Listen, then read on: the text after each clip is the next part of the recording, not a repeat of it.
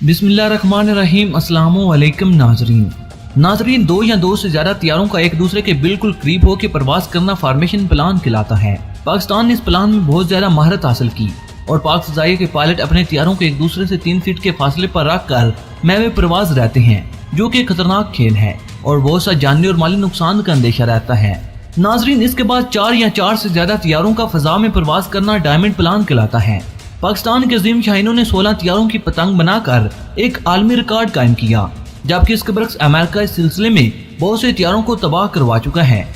2 फरवरी 1998 को दुनिया के कई ममालिक सरबराहान पाकिस्तानी फ़ज़ाइया का एयर शो देखने के लिए मसरूर बेस पर जमा हुए।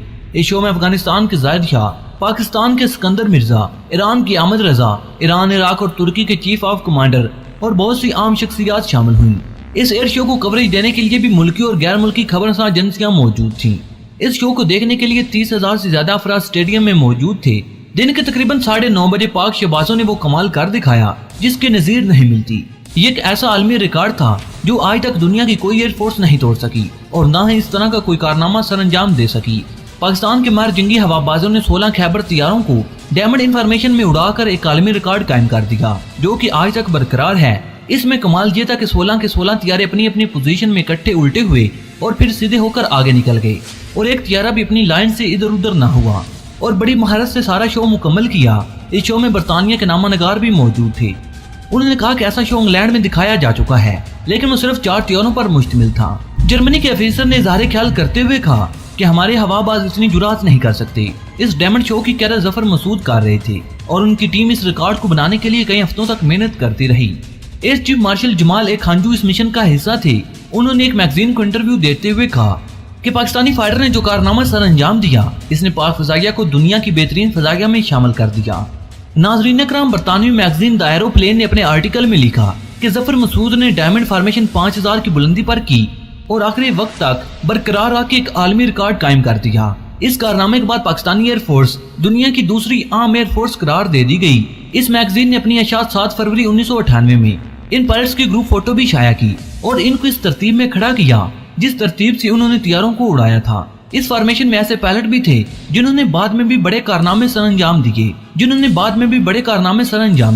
जिनमें मुनीरुल दीन, पायलट हमीद अनवर, अरशद सैयद सजाद, हैदर काले खान, आफ्ताब अहमद, इन सब ने अपने अपने मकाम पर बहुत से कारनामे सर अंजाम दिए। इस फॉर्मेशन की क़यादत करने वाले जफर मसूद एयर कमांडर बने और 1965 और 71 की जंगों में भी हिस्सा लिया और उन्हें हलाले जुरात और तगमे बसालत के एजाज से भी नवाजा गया और हीरो ऑफ वार का खिताब भी मिला।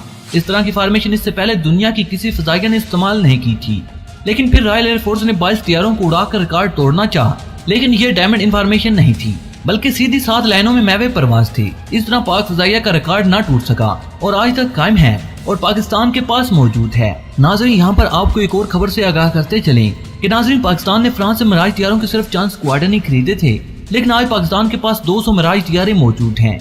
पाकिस्तान ने इनको कहां से हासिल किया और इनको कैसे मॉडिफिकेशन किया, आज आपको ये तमाम तफसीलात इस वीडियो में बताई जाएंगी। लेकिन मजीद तफसीलात में जाने से कबल आपसे सिर्फ इतनी सी गुजारिश है कि हमारी तमाम नई आने वाली वीडियो को आखिर तक जरूर सुना और देखा करें ताकि आपको मुकम्मल और जामे मालूमात मिल सकें। नाज़रीन कराम, पाकिस्तान का एटमी प्रोग्राम 1970 की दहाई में शुरू हुआ, जो तेजी से अपनी मनाजिल तय करता हुआ 1999 में अपने अरूज को पहुंचा। इस सारे अरसे में अमेरिका तजब्बुब का शिकार रहा और पाकिस्तान पर माशी, इक्तिसादी और फौजी पाबंदियां लगाने का सोचता रहा। इस सिलसिले में वो मुख्तलिफ हरबे इस्तेमाल करता रहा।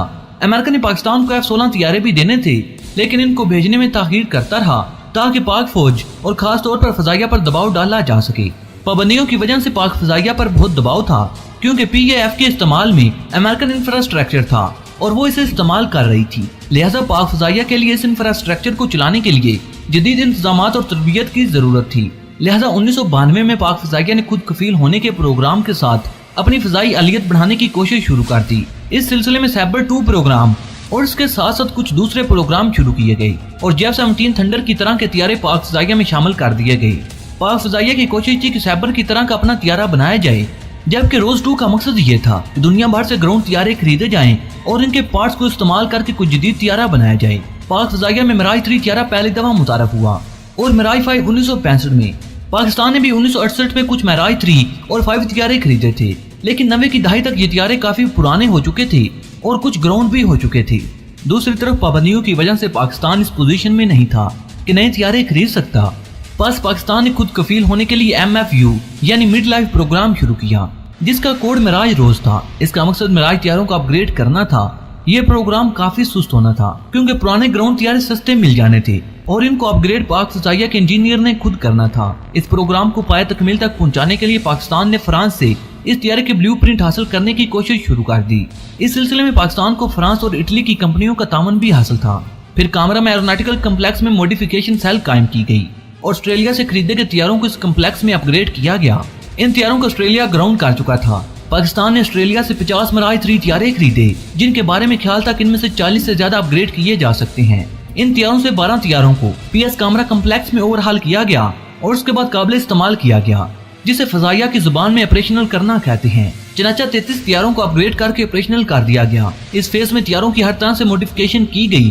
कॉकपिट, विंग्स, गर्ल्स हर तरह की मुरम्मत और सेटिंग कर दी गई। मल्टीपर्पल रडार सिस्टम वगैरह भी सेट किए गए।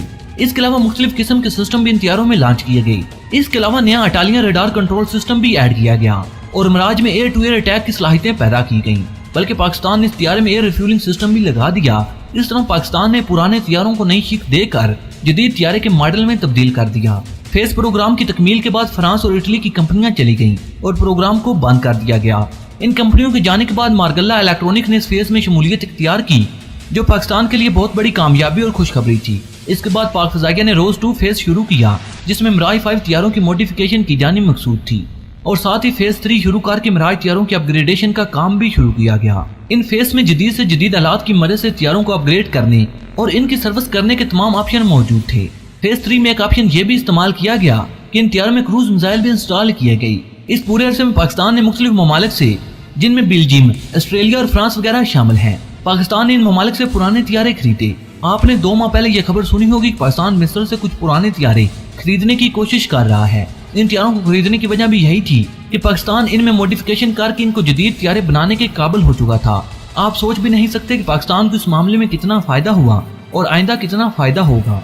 इससे ज्यादा खुश आइंदा बात क्या होगी कि 60 की दहाई में बनने वाले तैयारे अभी तक पाकिस्तान के इस्तेमाल में हैं, जबकि अक्सर ममालिक उन्हें ग्राउंड कर चुके हैं। लेकिन पाकिस्तान इनको अपग्रेड करने के साथ साथ अभी तक जेर इस्तेमाल रखा हुआ है और अगले 10 साल तक भी शायद यही तैयारे पाक फ़िज़ाइया के जेर इस्तेमाल में रहेंगे। उम्मीद की जाती है कि पाकिस्तान 2030 तक इन तैयारों को J-17 थंडर में तब्दील कर देगा।